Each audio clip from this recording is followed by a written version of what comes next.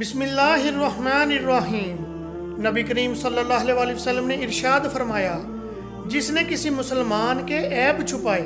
تو اللہ اس کے دنیا اور آخرت میں عیب چھپائے گا۔ نبی کریم صلی اللہ علیہ وسلم نے ارشاد فرمایا، جب انسان فوت ہو جاتا ہے تو 3 کاموں کے سوا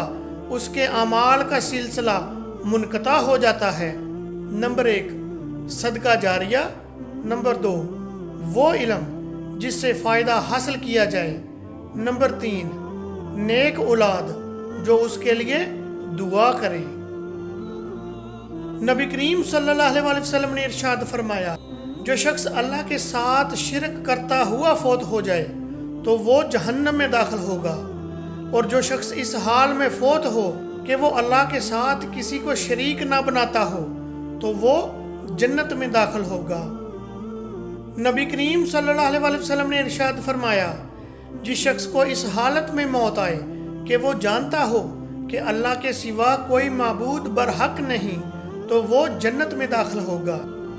نبی کریم صلی اللہ علیہ وسلم نے ارشاد فرمایا، جو شخص اللہ کے رب ہونے، اسلام کے دین ہونے اور محمد صلی اللہ علیہ وسلم کے رسول ہونے پر راضی ہو گیا، اس نے ایمان کی لذت کو پا لیا۔ نبی کریم صلی اللہ علیہ وسلم نے ارشاد فرمایا،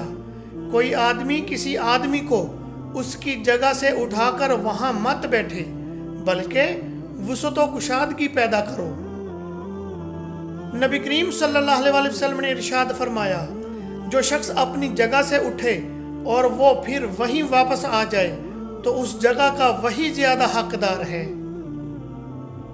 نبی کریم صلی اللہ علیہ وسلم نے ارشاد فرمایا، ہر بندہ اپنے آخری عمل پر جس پر وہ فوت ہوا اٹھایا جائے گا۔ نبی کریم صلی اللہ علیہ وسلم نے ارشاد فرمایا، جس شخص نے کسی مومن سے دنیا کی کوئی تکلیف دور کی تو اللہ اس سے قیامت کے دن کی کوئی تکلیف دور فرما دے گا۔ نبی کریم صلی اللہ علیہ وسلم نے ارشاد فرمایا، اپنے گھروں کو قبرستان نہ بناؤ، کیونکہ جس گھر میں سورہ بقرہ کی تلاوت کی جائے وہاں سے شیطان بھاگ جاتا ہے۔ نبی کریم صلی اللہ علیہ وسلم نے ارشاد فرمایا، ایمان کی 70 سے کچھ زائد شاخیں ہیں، ان میں سے سب سے افضل یہ کہنا ہے لا الہ الا اللہ، اور سب سے ادنا یہ ہے کہ راستے سے تکلیف دہ چیز کو ہٹا دینا، اور حیا بھی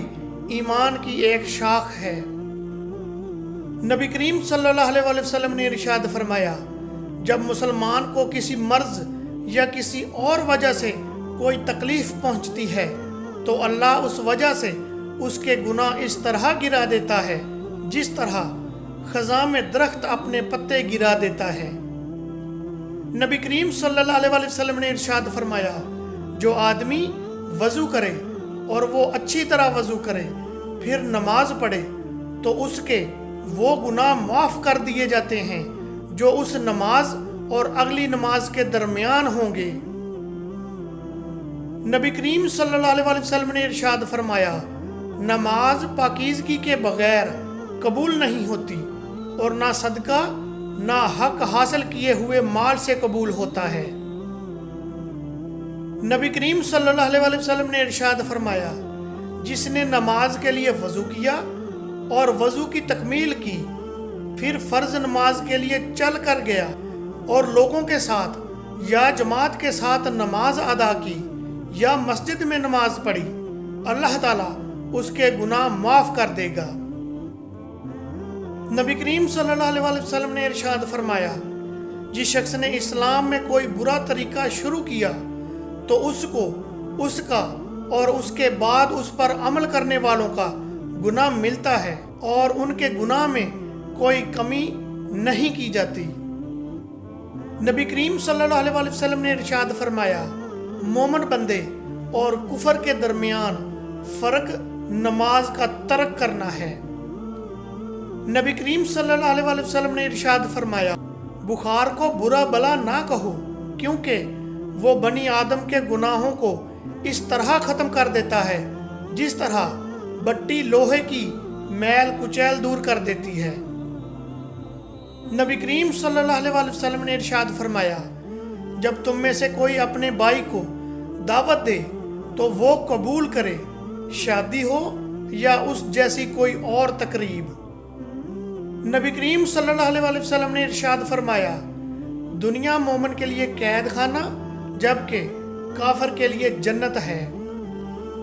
نبی کریم صلی اللہ علیہ وآلہ وسلم نے ارشاد فرمایا، اللہ کی قسم، آخرت کے مقابلے میں دنیا کی مثال بس ایسے ہی ہے جیسے تم میں سے کوئی اپنی انگلی سمندر میں ڈبوئے، پھر وہ دیکھے کہ وہ انگلی پانی کی کتنی مقدار کے ساتھ لوٹتی ہے۔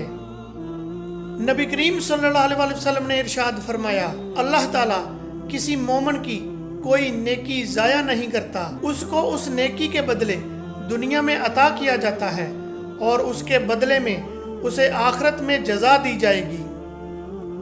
نبی کریم صلی اللہ علیہ وآلہ وسلم نے ارشاد فرمایا، اور اگر تجھے کوئی نقصان پہنچے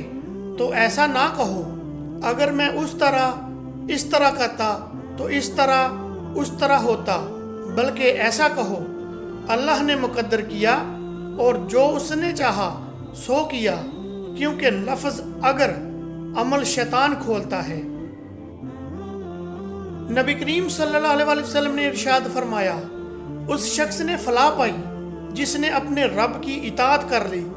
اور اسے ضرورت کے مطابق رزق عطا کیا گیا، اور اللہ نے جو اسے عطا کیا اس پر وہ راضی رہا۔